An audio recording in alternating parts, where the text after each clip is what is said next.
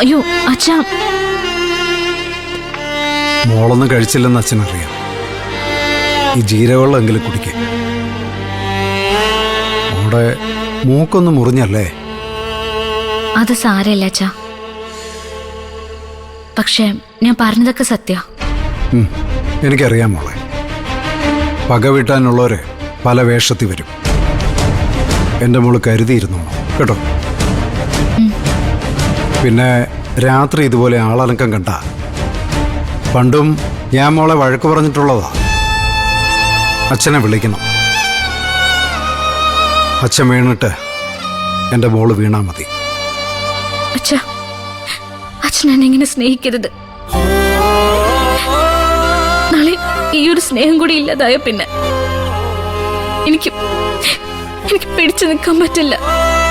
എൻ്റെ മോളോട് അച്ഛനുള്ള സ്നേഹം ഇല്ലാതാവുന്നു. എൻ്റെ സുതിമോനെ ഞാൻ മറന്നെങ്കിൽ മാത്രമേ എനിക്ക് മോക്ക് നേരെ മുഖം തിരിക്കാനാവൂ. ഞാൻ പറഞ്ഞല്ലേ മോളെ, കാര്യങ്ങളൊക്കെ അച്ഛന് മനസ്സിലാവും. നമ്മുടെ നിത്യമോളും കൂടെ ഒന്ന് എഴുന്നേക്കാൻ കാത്തിരിക്കുക. ഞാൻ നിശബ്ദതയ്ക്കൊരു വന്യതയുണ്ട്, മൗനത്തിനൊരു സംഗീതമുണ്ട്. അത് പതുക്കെ അറിഞ്ഞോളും ശരത്തും ശരത്തിൻ്റെ അമ്മയും. മനസ്സിൽ കളങ്ങൾ വരച്ചിട്ട് കരുക്കൾ പേറുക്കി വെക്കുന്നവനാ ഞാൻ. മോള് ധൈര്യമായിട്ടിരിക്കേ. ഒരു കാര്യം മാത്രം മോള് ദൈവത്തോട് പ്രാർത്ഥിച്ചാൽ മതി. നിന്റെ ശത്രുക്കൾ ഇല്ലാതാകുന്നത് വരെ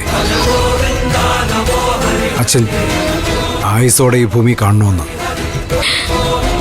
അച്ഛനുണ്ടെങ്കിൽ എൻ്റെ മോളെ ജയിക്കൂ.